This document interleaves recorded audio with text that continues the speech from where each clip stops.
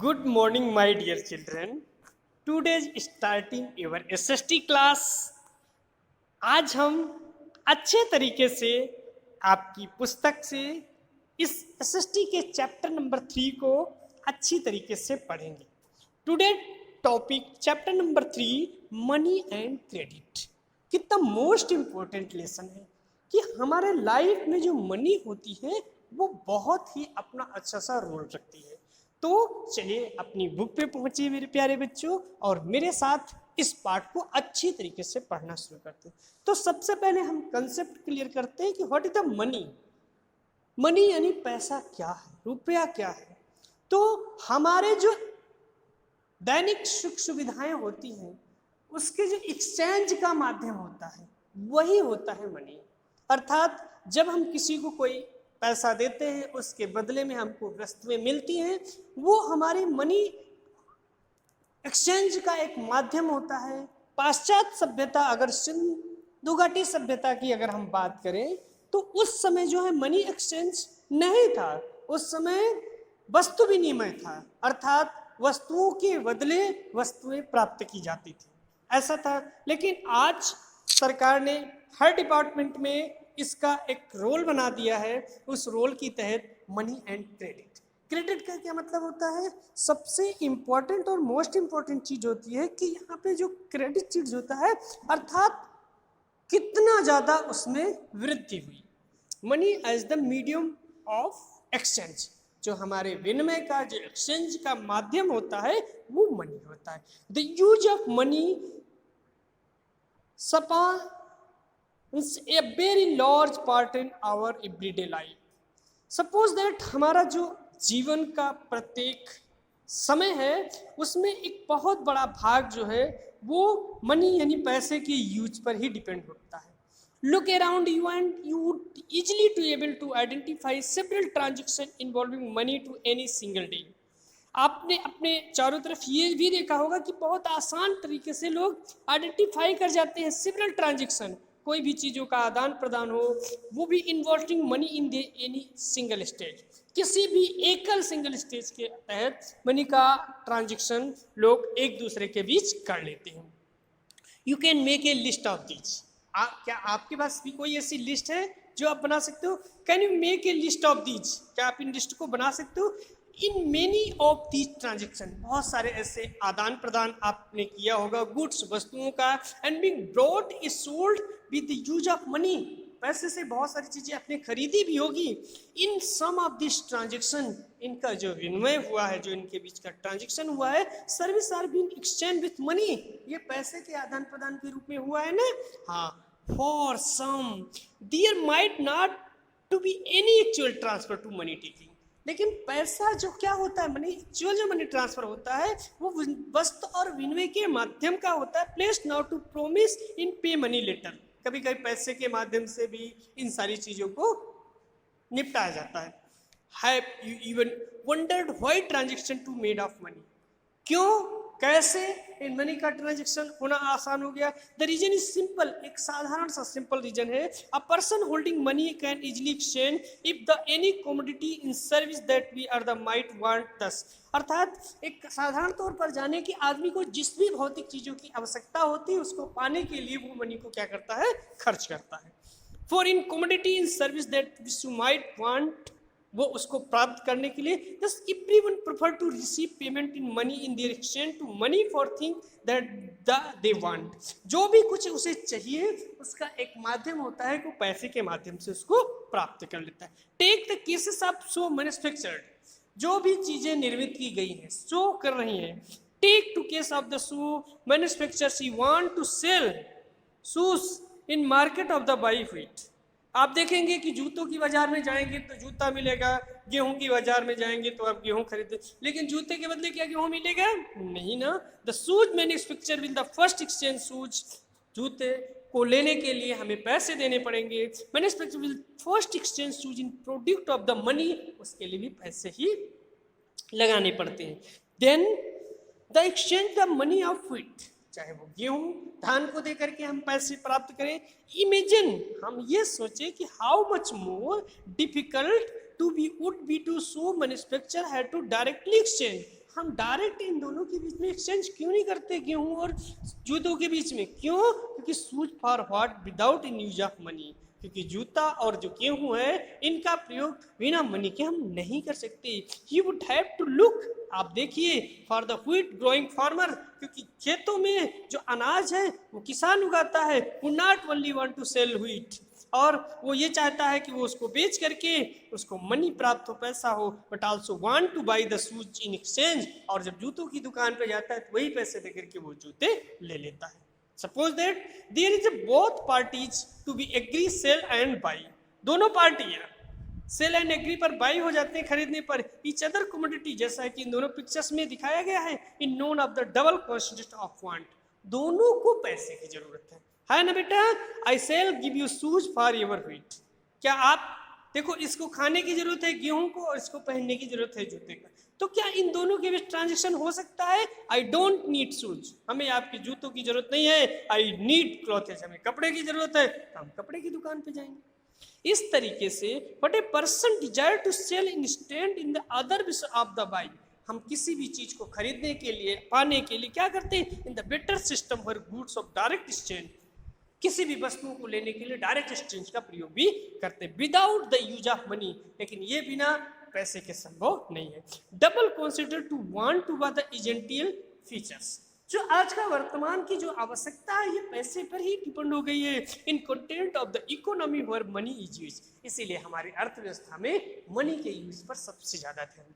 In economies money is providing the critical intermediate step element to need of the double consider to want, हमारी प्राथमिक जरूरत हो गई है कौन? Money. It is a no longer necessary to be shoes manufacturer to look a farmer, जूता नहीं बना सकता किसान, इसीलिए उसको उसकी उतना नीड नहीं है। We will buy the shoes of the same time sell, same time से सेल से वो पैसे से ही वो सारी चीजें कर सकता है। इसी तरीके से यहाँ पे देखिए नोट भी दिए हैं और बताया गया है कि wheat all the has to find out the buyer of the shoes, जो गेहूं पैदा करने वाला, धान पैदा करने वाला है, वो जूतों की खरीद के लिए क्या करेगा? पहले गेहूं और धान को बेचेगा, फिर जाकर के वो मार्केट से शूज खरीदेगा।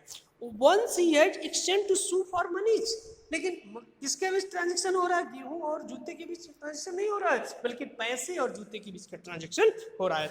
इन कैन परचेज, ये परचेज का काम करता है। Wheat are the any other commodity in the market, गेहूं के लिए गेहूं के बाजार में जाकर के बेचा जाता है। Since money act to of the intermediate to exchange promise to called of the medium of exchange, इसी को ही हम माध्यम कहते हैं विनिमय का।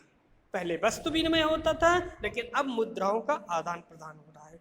How does the use of money make to easier of exchange thing, किस तरीके से हम पैसे का प्रयोग करके अपनी आवश्यकता की चीजों को सही कर सकते हैं। Can you think of some example of goods, क्या आपने कभी ये भी सोचा है कि जो कुछ उदाहरण है वस्तुओं के, सर्विस के, to exchange to wage being paid through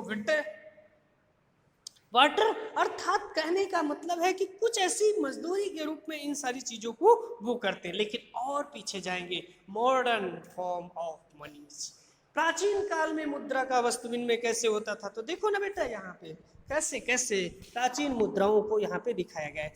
early पांच मार्केट कॉइन्स में भी 2500 ईयर ओल्ड, 2500 साल पहले देखो कैसे ना मुद्राएं चलती थी, इस पे छापा होता था, ये होता था। फिर गुप्त काल की मुद्राएं आई, फिर उसके बाद तुगलक काल की मुद्राएं आई, उसके बाद गोल्ड मोहर आई जो अकबर के काल की थी, और फिर मॉडर्न में कॉइन्स आ गए, सिक्के आ गए। तो modern form of moneys we have seen, आपने ये देखा कि that money is something that can be medium of the exchange of transaction, किसी भी चीजों का ट्रांजेक्शन करने में, एक्सचेंज करने में, वस्तु का विनिमय करने में पैसा अपना बहुत बड़ा रोल अदा करता है।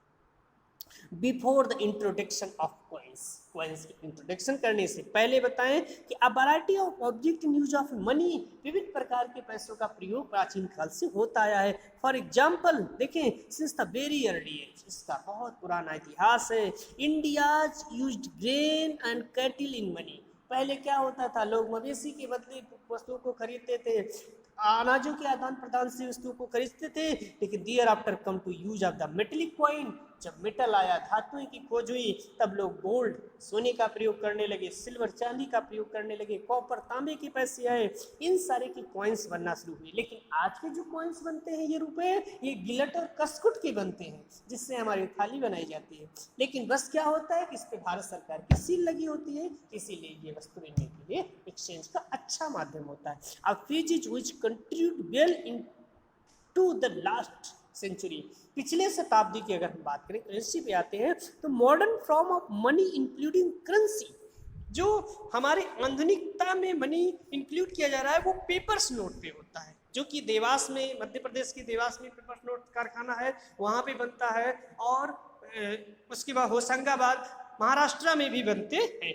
पेपर्स नोट एंड क्वाइंस, दो माध्यम होता है, एक क्वाइन सिक्के का प्रचलन है और दूसरा पेपर्स नोट का प्रचलन हमारे देश में है। Unlike things that we used to money earlier, लेकिन इस चीज को भी देखेंगे कि पैसे का जो महत्व है, that we used of the money earlier modern currency is not made of the precious metal such a gold, जो आज की हमारी करेंसी है वो कोई गोल्ड और कोई बहुमूल्य धातुओं की नहीं बनाई जाती, ना कि सिल्वर और ना ही कॉपर की। And unlike grains in kettles, लेकिन जब मवेशियों का और कैटल्स का जमाना था तो they are neither to everyday use, the modern currency is without any use of it ons.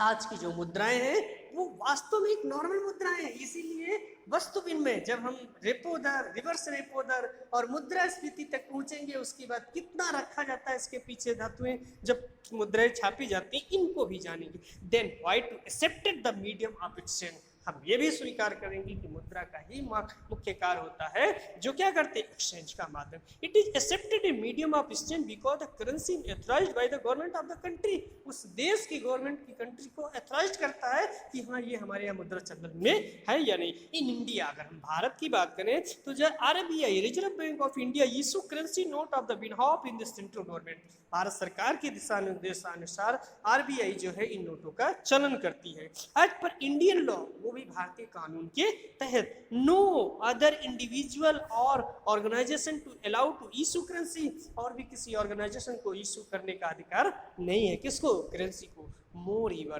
the law legislates use of the rupee in this medium of the payment that cannot be refunded in the sitting transaction in India. Bharat में रुपया के अलावा और कोई भी अन्य transaction का माध्यम नहीं बनाया गया। No individual in India can largely refuse to payment made of rupees, केवल एक रुपया ही आधार बनाया गया है वस्तुओं के एक्सचेंज का। Hence the rupees is widely accepted to medium of exchange, वस्तु के एक्सचेंज यानी वस्तु विनिमय करने में रुपए की अपनी एक स्थान निश्चित किया, वो भी एक्सचेंज के रूप में। डिपॉजिट विथ बैंक, हम क्या करते हैं, उन पैसों को ले जाकर के बैंक में डिपॉजिट कर देते हैं। The other form in which people hold money in deposit with bank, जो अन्य व्यक्ति होते हैं वो अपने पैसे को ले जाकर के बैंक में होल्ड कर देते हैं, जमा कर देते हैं, डिपॉजिट कर देते हैं at a point of time, कुछ समय के लिए। People need only some currency, जब लोगों को पैसे की जरूरत होती है, for their day to day need, उनकी डेली प्रतिदिन की जो जरूरत होती है, for instant worker and receiver the salaries with the end of the each month have extra cash of the beginning in the month. पहले क्या होता था, एक्स्ट्रा कैशेस मिलते थे, लेकिन बैंक के माध्यम से पैसे को आसान लेन देन आसान हो सका। What do people do with the extra cash? क्या लोगों के पास अतिरिक्त कैश भी होता है? The deposit it with the bank of the opening in bank account in their name. आप बैंक जाओगे तो बैंक आपके नाम का एक कोई खाता रखेगा और उसी खाते में आपके पैसे को डिपॉजिट कर देगा। The deposit the bank in opening के बैंक अकाउंट, जो बैंक के अकाउंट के नाम से डिपॉजिट हो जाता है। Bank accept the deposit, bank ये स्वीकृत करता है, एक्सेप्ट करता है कि आपने पैसा दिया है। आल्सो पे an amount interest of the deposit, और जो आपके दिए गए डिपॉजिट पैसे होते हैं वो उस पर कुछ ना कुछ आपको ब्याज भी देता है।